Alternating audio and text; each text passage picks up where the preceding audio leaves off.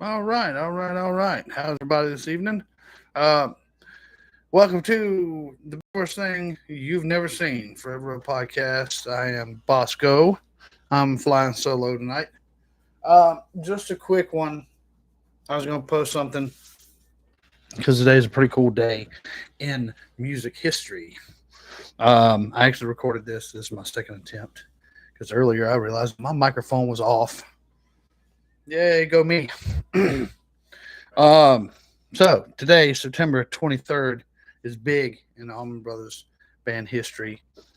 We got an album release, a live recording, and a couple birthdays. So today, September 23rd, 1970, following the first release of the Allman Brothers band self-titled album, The Allman Brothers. There's David J in the chats. I know this is a little short one, man. Figured I'd get in here because there's a little news. Well, news, I guess, in memoriam.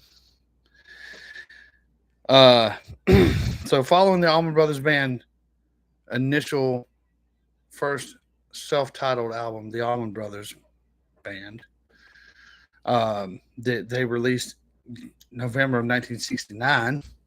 They follow it up with today's release in 1970, Idlewild South. Idlewild South was named after the airport, Idlewild Airport. I think Idlewild is where? New York?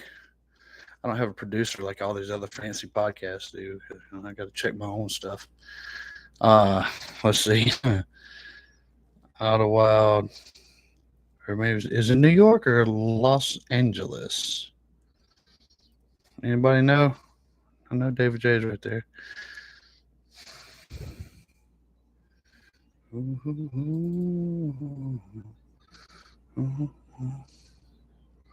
Sorry, I can hear the song in the background.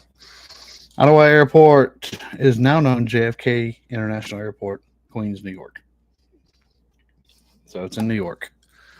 So they named it Ottawa South because of a place they were staying, a little farm they were renting outside of Macon, Georgia.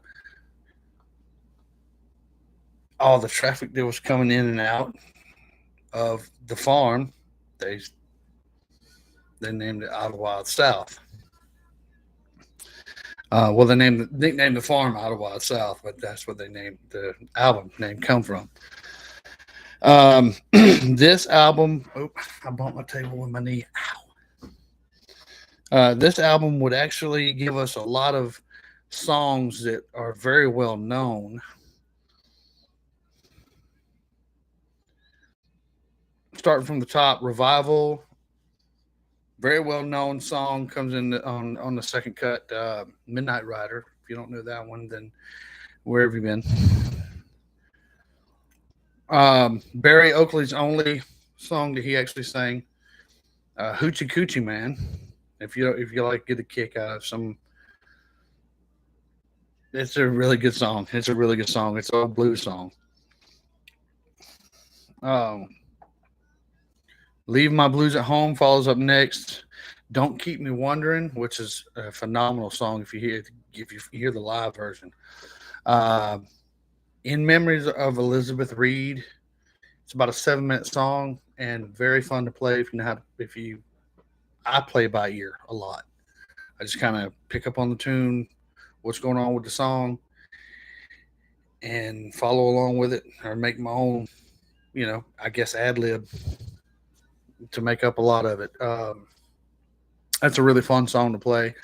And last but not least on this album is Please Call Home. It's a really bluesy song, about saying, hey, all right, you know where I'm at. Call home whenever you're ready. I'll be here. But it's a very, very good album. If you want to go check out some old original lineup, Ottawa South is a pretty good spot to go check out. Of course, it's on all the platforms. I'm sure. I don't get paid to advertise for them, so guess what? Also, so they drop out of Wild South. This is September 1970.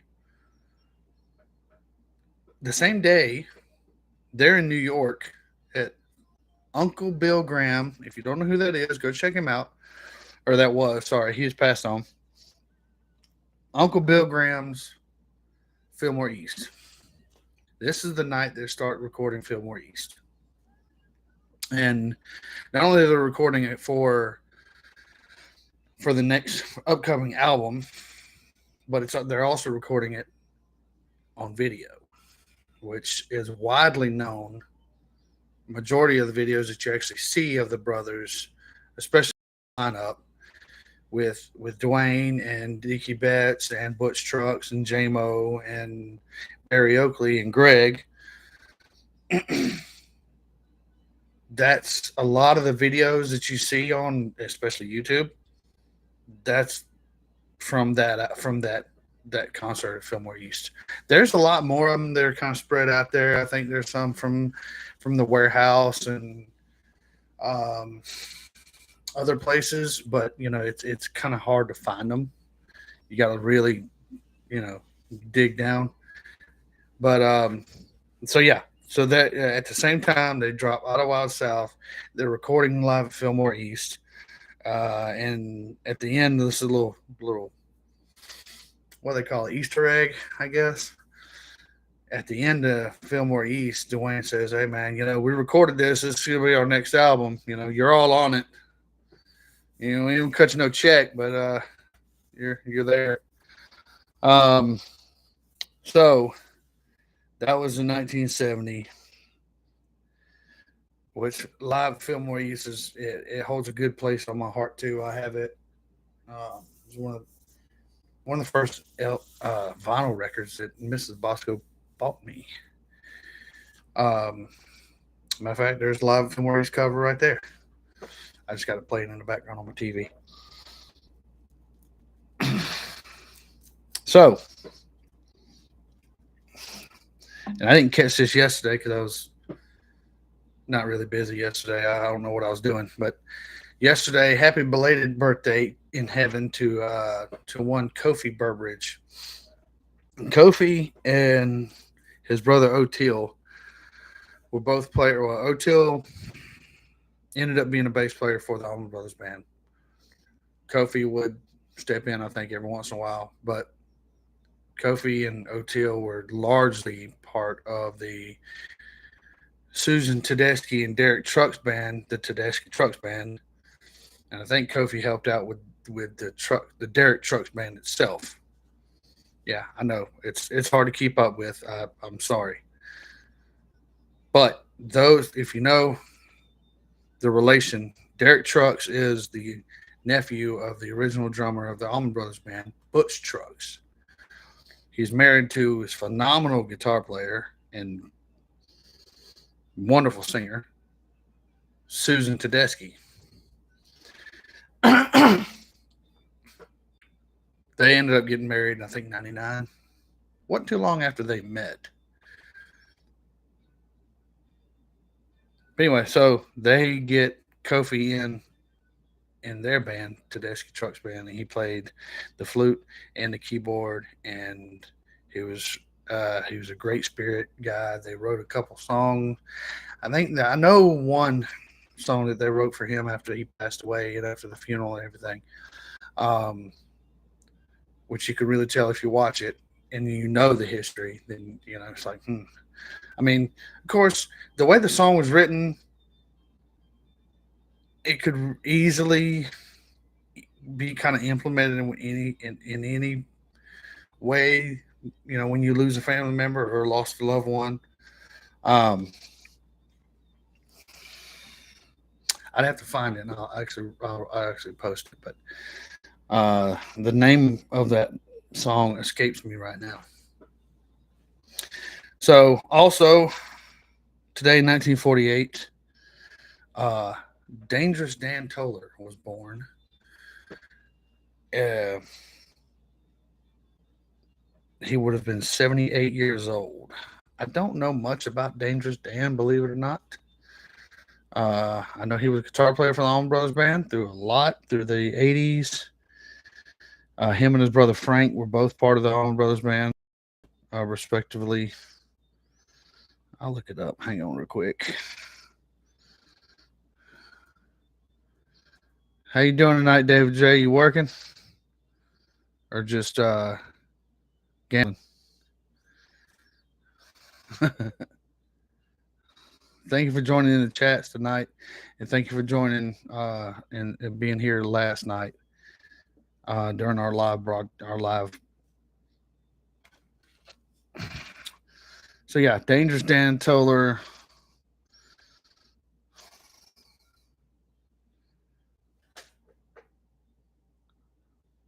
Born 1948, Connersville, Indiana. Passed away February 25th, 2013. I do remember that. Sarasota, Florida. He was a member of the Allman Brothers Band and the Greg Allman Band.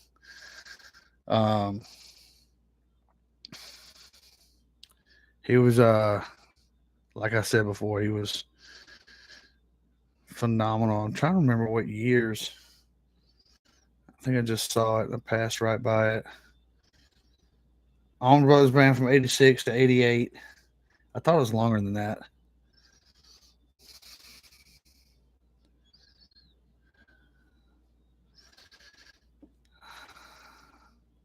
Yeah.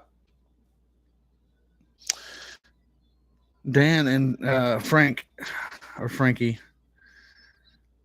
they performed on the albums I'm No Angel, Just Before the Bullets Fly, which I have. I'm No Angel. That's a pretty good album. They joined Dickie Betts' Great Southern.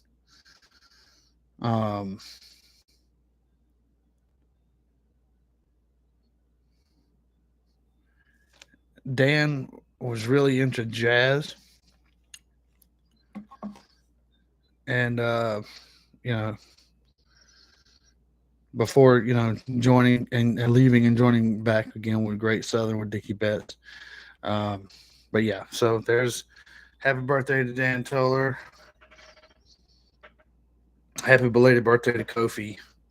Now, the funny thing is about Ottawa South, that album is when they recorded their first band, the first album, Allman Brothers Band, Tom Dowd in Criteria Studios. So, like I said before, Ottawa South was recorded in 3 different places. Capricorn Studios in Macon, Georgia, Criteria Studios in Miami, Florida, and Regent Studio in New York. Whatever part was whatever part. But hearing their debut album, Tom Dowd said, "Hey man, get these guys to they're ready to go. They are ready to go. Get them down here in the studio. Let's cut this thing." Now, while they're down in Miami, doing their thing, that's when they run into none other than Eric Clapton.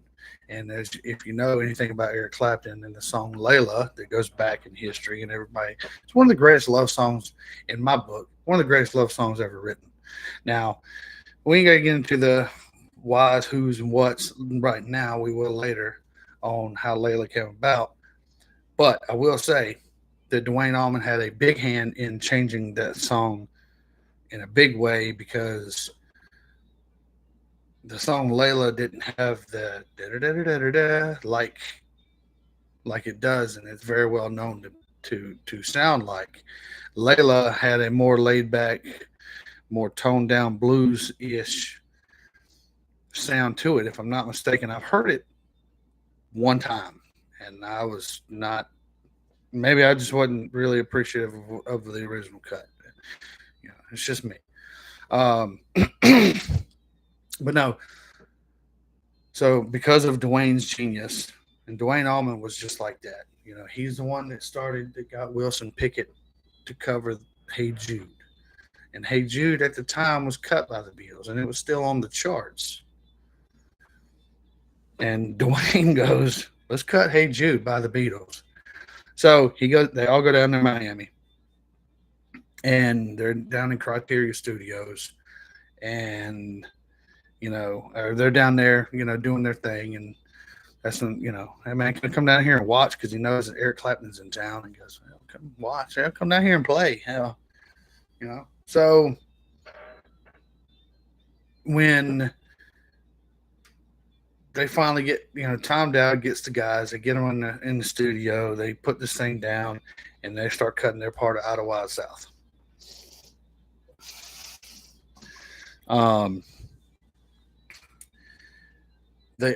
Eric Clapton tried to get him to be one of the Dominoes, Derek and the Dominoes, but Dwayne knew what he wanted to do.